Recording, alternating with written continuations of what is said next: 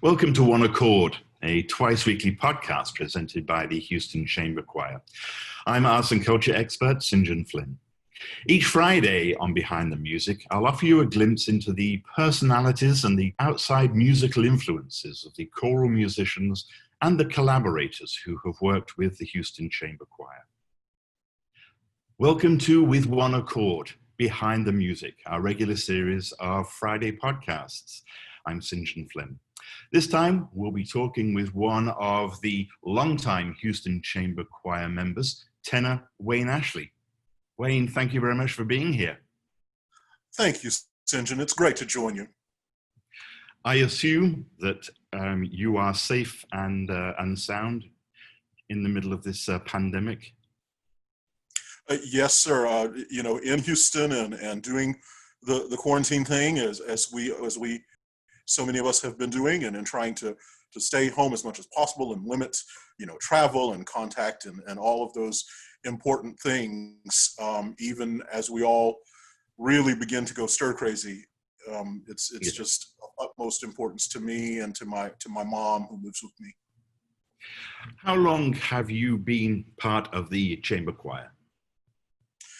Wow. So I began singing with the Houston Chamber Choir way back in 2008.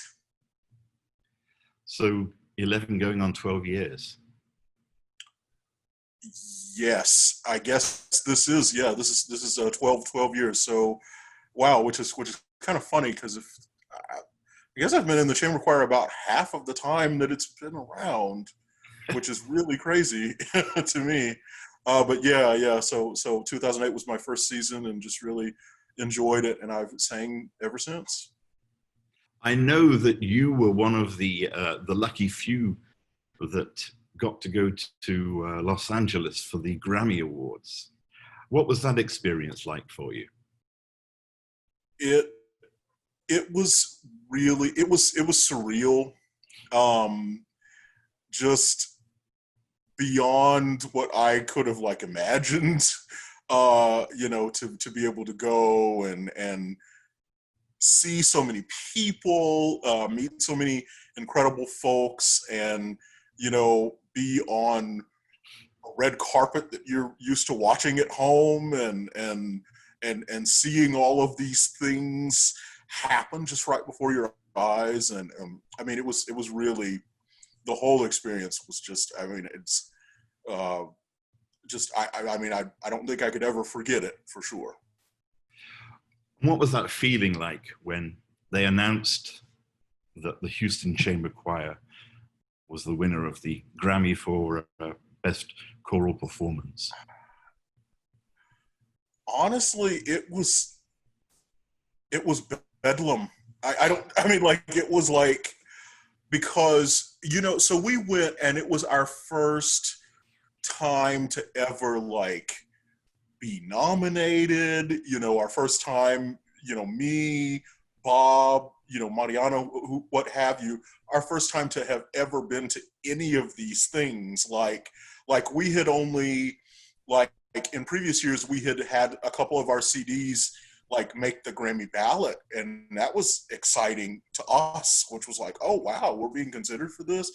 And then when we got nominated, we were all just so thrilled, and that was kind of our whole thought process was this is so cool to be able to take all of this in, and it's just so great to meet folks, and maybe one day. In fact, a funny part to that story is the category right before us, I can't remember what the category was, but it was this really great guy that won.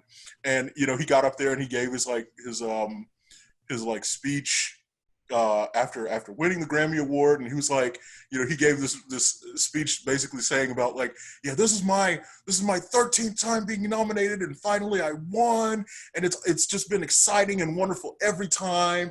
And lots of you out there are, you're on your first nomination, so you're not going to win, but it's really awesome anyway. And we were yeah, it's really awesome. And then the next category was us, and they called, I can't even remember what they called, but they called something that was the nominees were listed as something. I can't remember what it was, either Robert Mm-hmm. Simpson or something like that. And then when they called the winner, they didn't say Robert Simpson or Houston Chamber Choir or something. They said Duraflay, and we're like, oh, Who's that? we're like, oh, I don't think Maurice Duraflay's here. And it literally really did take like a second to even realize that it was us, such that there is a now infamous picture of me just with my mouth just like terrifying. I mean, like, because not a single. I mean, when they called out the name Duraflay Complete Choral Works, not a single one of us thought that it was us winning. Not. Well, congratulations. And then Mariana was like, "Where was it?" And then everybody just like jumped. So yeah, it was very confusing. Is a good way to put it. It was a very confusing moment, but as exciting as could be, standing on the stage, looking at all these other people, and they were, I mean, everybody was so like sweet and so happy for us. I mean, like, I'll never forget that. Well, that's one of the events of your life that you will never forget, and you will, tell future generations about the time that you won a Grammy. Congratulations. Oh. Let's talk about your musical life outside of the Houston Chamber Choir. Did you grow up in a musical family? Well, yes, very much so, and thankfully so. My both sides of my family are just, have some phenomenal musicians. From some of my uncles, my uncle David is a fantastic singer. My uncle Bruce, on my mom's side of the family, is like an amazing singer, accordion player, harmonica, and he's a Zydeco musician. My grandfather played piano and things like that, and my dad used to play guitar and sing. So I was very blessed to be around lots of incredible. My great aunt was a church pianist, and so I was very blessed to be around lots of incredibly musical folks. What sort of music did you hear at home? Well, at home, I grew up listening to, it was fun because it just depended on who I was with. Like, with my dad, he loved a lot of like, kind of like, R&B music. And he used to love listening to things like Toni Braxton and Vanessa Williams and Luther Vandross, trying to think, so folks like that. Mm-hmm. My grandmother was very much into country music, and so she raised me on lots of really fun stuff like Patsy Cline and Conway Twitty and Johnny Cash and things like that. So I watched a lot of Hee Haw when I was growing up, and so lots of the Charlie Pride, lots of really fun things there. And then my uncles, they just listened to a whole bunch of like Stevie Wonder, and then also Delta Blues, which is runs in my family. I'm from Arkansas originally, so that's what my family grew up doing. Like my grandfather, they were blues musicians, and so I got to listen to a lot of that incredible music as well. Do you remember when you started to buy your own music? What was the music that you bought? Oh, that's a great question. That is a really great question. I want to say, well, I loved listening to music even from when I was little. So I probably bought my first music when I was pretty little, actually, and I'm guessing it was a cassette tape, I think. And I want to say my first thing that I purchased had to be either Janet Jackson's Control or Michael Jackson's Thriller. It'd be one of the two. And today, what sort of music are you buying for yourself today? Well, I'm so glad that you used that particular terminology, because I do actually still like to buy music. I'm a fan of that, even though I know that there's tons of ways that we can access music now, especially for artists that I enjoy. I, I'm a fan of actually buying and owning their work and not having, you know, iTunes or Spotify or Apple Music decide when and how long I can keep it on my machine. Yeah. So I am a fan of doing that. I'm a fan of, purchasing music and enjoy doing that still. But yeah, I mean, so many things. I'm a big fan of, some of the really great choral groups that we have around the nation. So I've bought recently some Tenebrae CDs, and a big fan of groups like Chanticleer. So that's choral music. And then, I also just love to buy like lots of like dance music things too. So that's just another thing that I really enjoy. And then some independent artists that I really like. There's a British singer named Daly, who's a British R&B singer that I'm a big fan of and kind of follow his career and the things that he puts out. So yeah. So do you have an extensive CD collection? It's extensive enough, I think. I probably own about 100 and something CDs, I guess, that I still have. Do you own any vinyl? Huh? Do you own any vinyl? Yes. But my vinyl collection is actually really small, so I'm working on, like, I'm starting that up now. Like, I think I've now bought, I think I have about 12 or so records that I've bought. Now, my dad has a whole bunch of them. So yeah, I love to go and listen to some of his records too. But yeah, I'm just starting on my vinyl collection. You studied music in college. Was that your first exposure, if you like, to music as a, I don't want to say as a profession, but as a pre-profession? Or when you were growing up, did you sing in a choir? Did you sing in the choir at church or at school? Well, ironically enough, growing up, when I started in school, I started out in school in band. So I began my musical studies actually playing the trumpet, which I played until 10th grade, and then I switched over to euphonium. And so I was a band kid through and through during that time. And ironically, I didn't sing very much. I didn't sing in, choir or anything. In fact, the first, probably outside of like when I was maybe 11 or 12 in children's church, I don't think I really sang much of anything until when I got to 11th grade. I just entered a talent show. And because I was playing euphonium, I couldn't play in my friend's brass quintet anymore. So I was like, well, okay, so I don't have anything to do in it, because I'd been in the talent show before as a second trumpet player. And now I was like, I don't have anything to do in the talent show. So what am I going to do in the talent show? And I was just like, well, I guess I can sing. And I did.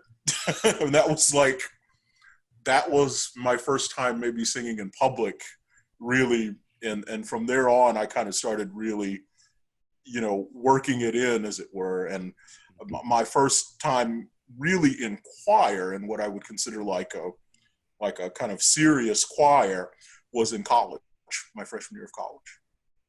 When did you know that music was going to be your life, your professional life? Wow.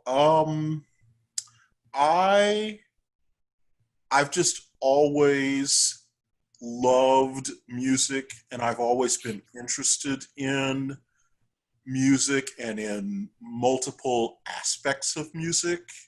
And it was just always a subject that just meant so much to me, as a as a way, as a form of expression, and as a form of you know learning about and studying the human condition. I feel that so strongly with music, and so that's what's always drawn me to music, even as my career has I've considered other things. I've always kind of kept a pretty strong root into music, whatever I was doing. So whether I was playing, euphonium in the brass band, or whether I was singing, in a jazz ensemble, or singing in the choir or something like that, I just always have had, music happening, thankfully. So I know that outside of the chamber choir, you also sing elsewhere. I think you're in a church choir, but you also sing some jazz as well, don't you? yes, oh, I love it.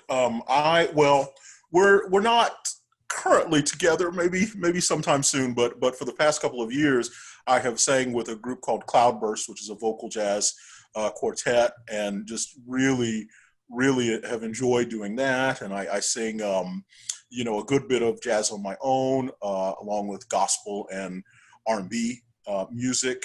So I love to do that. I'm also working on writing my own music, and learning how to produce that myself as well. So I'm just starting on that journey. Just started working on all those things last year. So I'm actually working on creating my own music. The music that you're writing, is it instrumental, or does it have a choral element as well? Yes, it has both. For example, I have some songs that are a cappella songs, and just multiple vocal tracks, and then I have some songs that are full instrumentation, things like that. So it's kind of both and.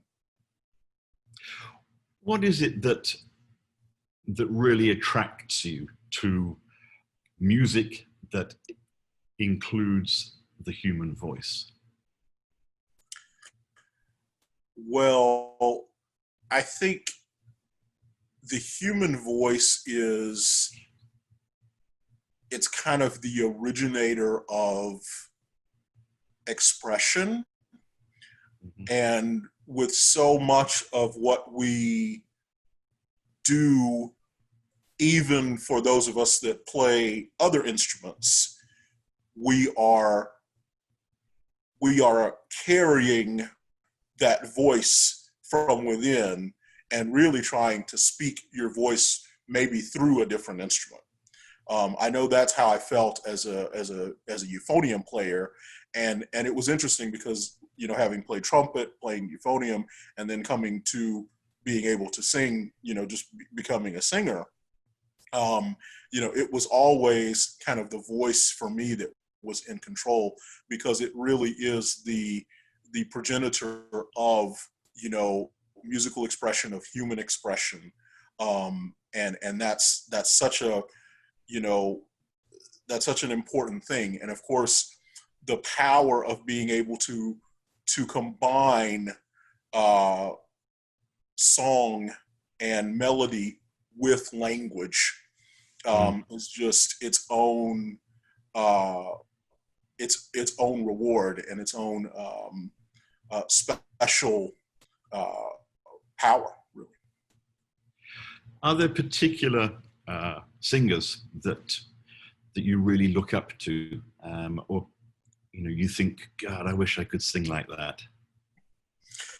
I mean, I'm not saying you don't sing like that, but you say to yourself, I wish I could sing like Whitney Houston or something.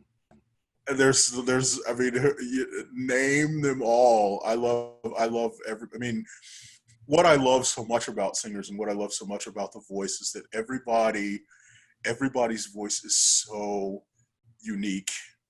And so I just, people that I grew up listening to that I just always wanted to sing like. I'd have to say probably at the top of the list would be like Luther Vandross, Johnny Gill. Just huge fans of them as singers. And certainly, oh my goodness, certainly people like Whitney Houston, Mariah Carey, Aretha.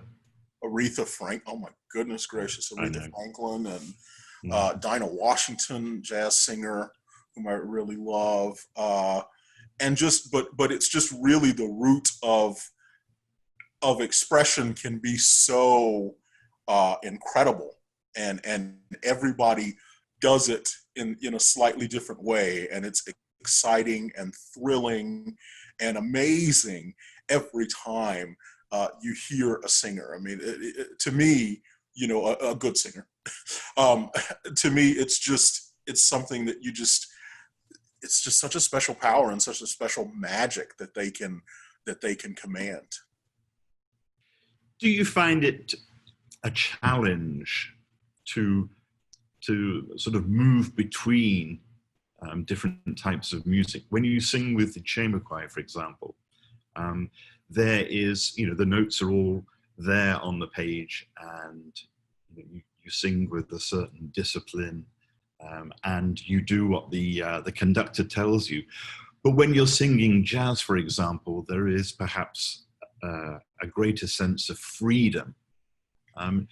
Do you find that those two things can be incompatible, or do you not see it as a distinction? That's a good question. And I would say, to be honest, I think I don't view them as so different. I think that it's about having the feeling of,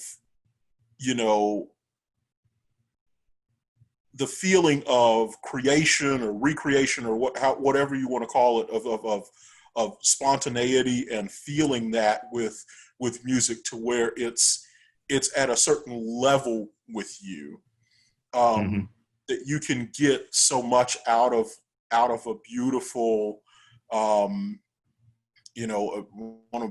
piece that I've been just listening to a lot in the last week.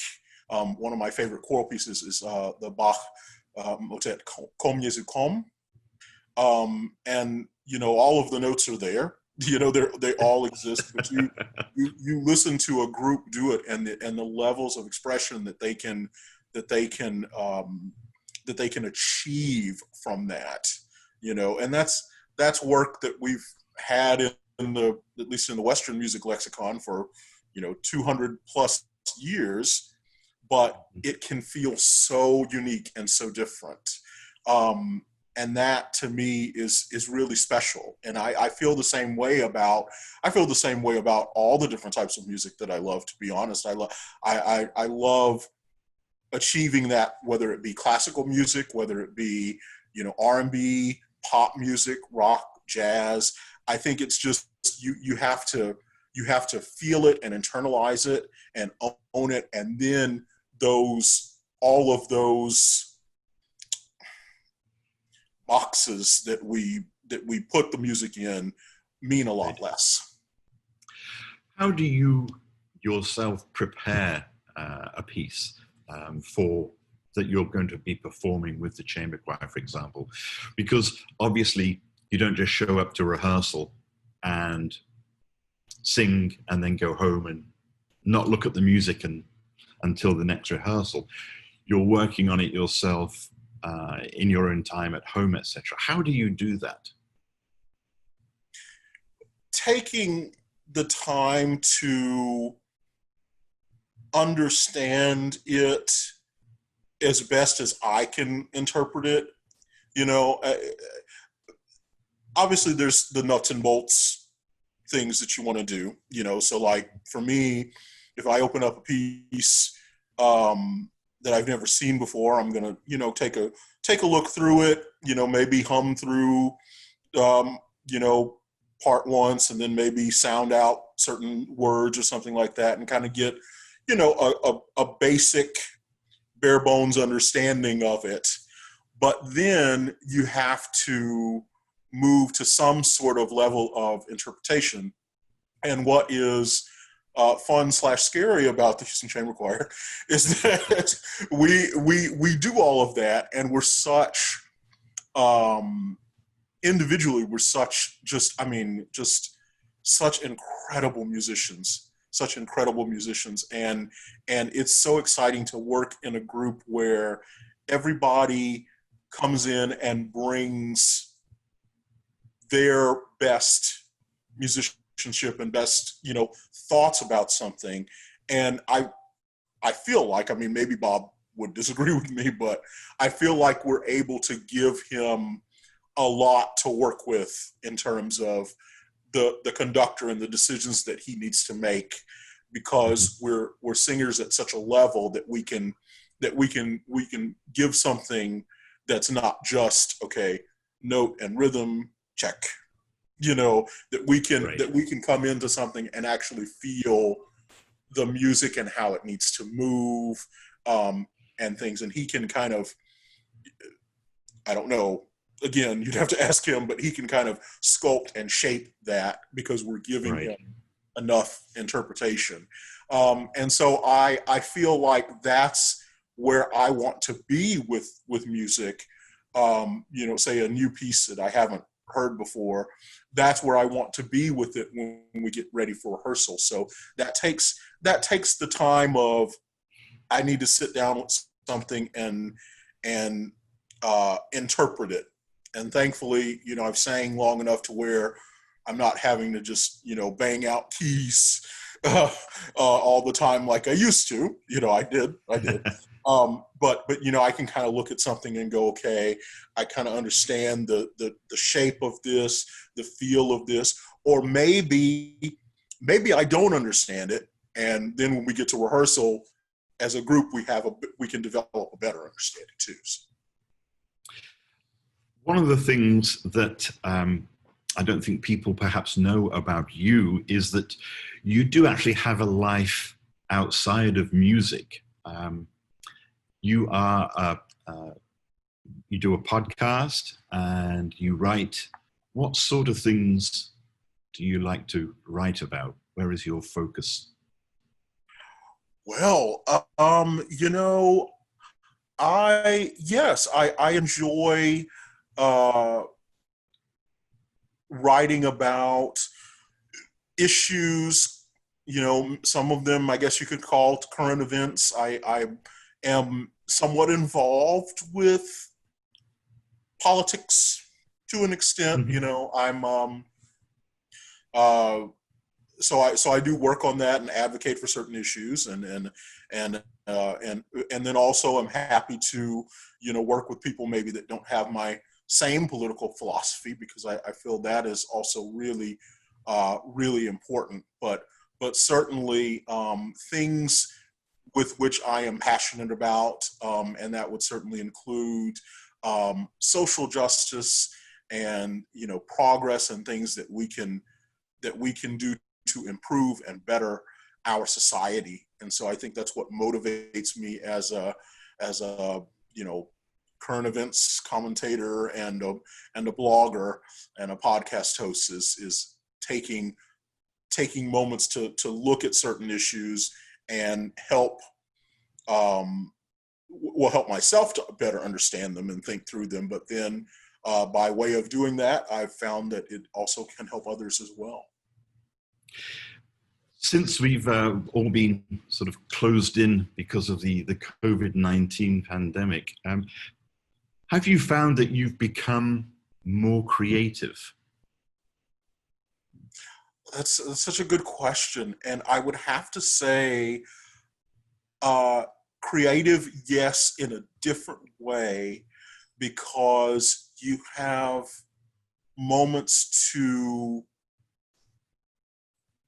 absorb and reflect on certain things that you didn't have before. You know, when you're not always rushing off to the next rehearsal or the next thing, So you have time to kind of really think about certain things. I've been working very much on the music that I'm writing during this time, just because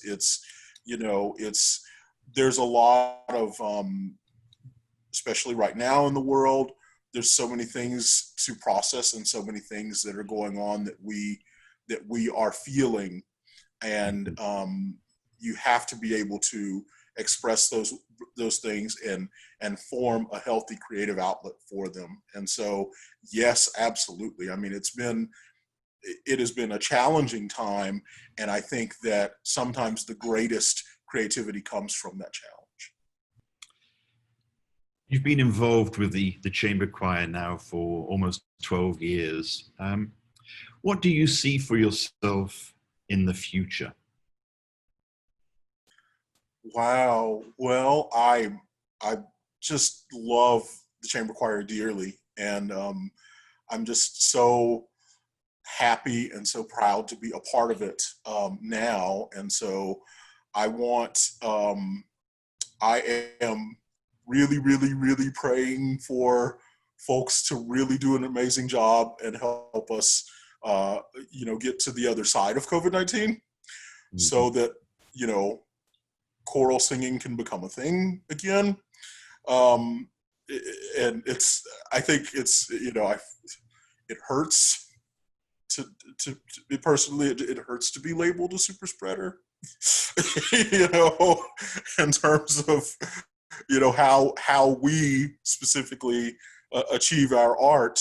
So I'm hoping that we find out more about that, and that so that's kind of, you can't ask a question like that because it's going to get me emotional.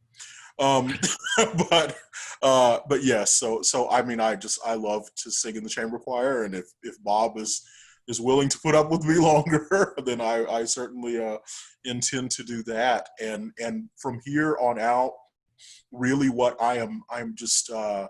what I'm passionate about right now is I'm learning and creating this journey for myself into the world of music production and music writing. And that's what I would like to do in my future, is to actually be writing some music for me, possibly for others, and kind of exploring that. And it's something that I'm devoting a lot of time to right now, and I'm very excited about.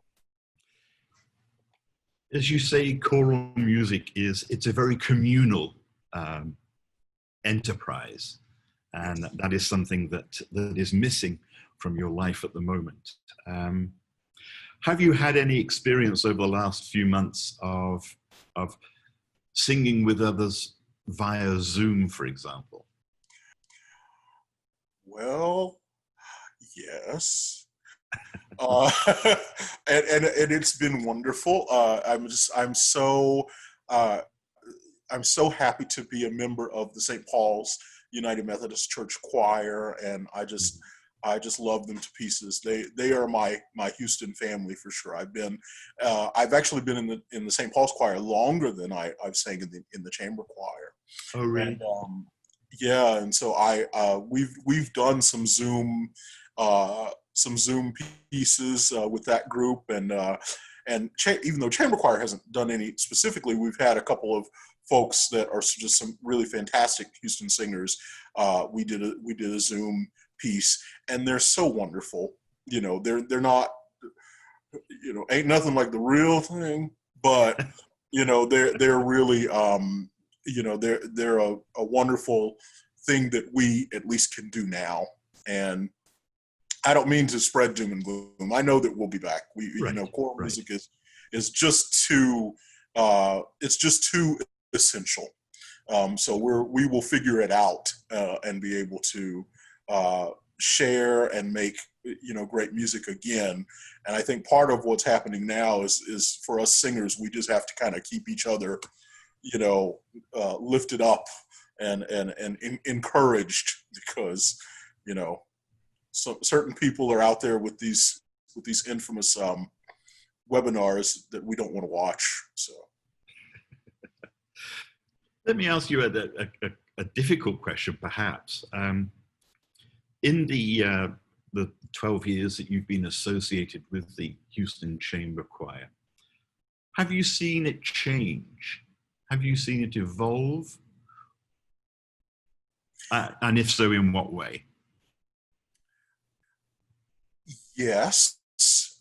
I think that we are now, we are as strong of an ensemble as I've ever had the fortune of getting to participate in. And I think that that has been built on such a wonderful legacy of just good, hardworking folks that have really just given their absolute all to the Houston Chamber Choir, and we've been so fortunate to have that season after season. Have we changed? Yes and no. I think fundamentally we are a group that still just cares about, you know, our community. We care about bringing wonderful, world-class choral music to our city and to our patrons and our audience, and that hasn't changed. That's the group that I joined in 2008, and I'm just so proud that we're still that group. And what has changed is that we've just continued to get better and continue to you know, extend our family of singers and past singers.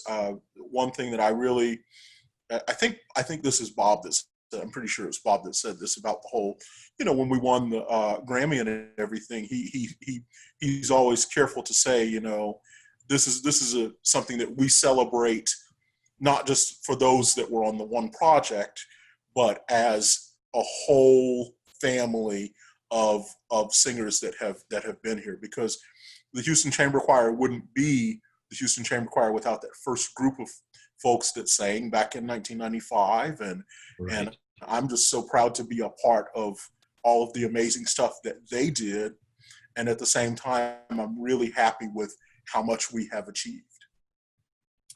A final question for you, Wayne. And this one is an unfair question, and I apologize in advance. One piece of music in your library, one CD or one LP, one piece of vinyl, that folks would be surprised that you own?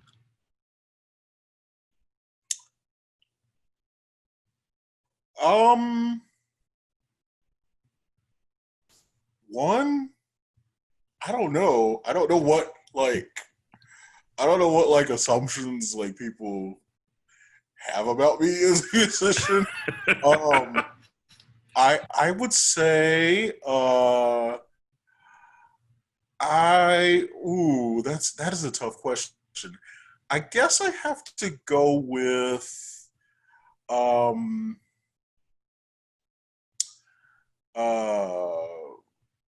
Fat Pat, 25 Lighters. I don't know. Tell us about Fat Pat.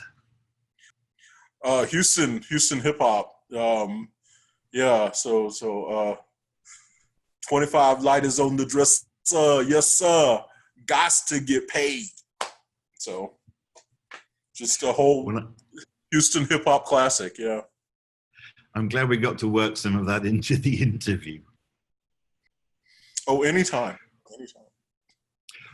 Well, Wayne Ashley, thank you very much for joining us, and congratulations again on the Grammy win. And we look forward to hearing you, seeing you on the stage with the Houston Chamber Choir in the not too distant future. Thank you very much. Oh, don't we? Oh my gosh, I can't even be humble about that. I do too. Oh, but thank you so much, St. John, and you know, wow, it's just such a, I feel so blessed to be a part of such an incredible community in Houston and really all over Texas. We really have something so special. I hope nobody's really taking it for granted now, but that's just, we live in such a wonderful and brilliant and vibrant city for arts and for culture and for everything. And I'm just Yeah. so glad to be a part. And I just want to encourage all the singers out there, just keep doing it so that we can be ready to get back to what we know and love. Well, again, thank you very much, Wayne. We appreciate you taking the time to talk. Thank you, St. John. It's been wonderful. And thank you as well to all of the patrons and sponsors who support the Houston Chamber Choir. We couldn't do it without you. Thank you very much to you as well for joining us, and we hope that you'll join us again next time. Thank you.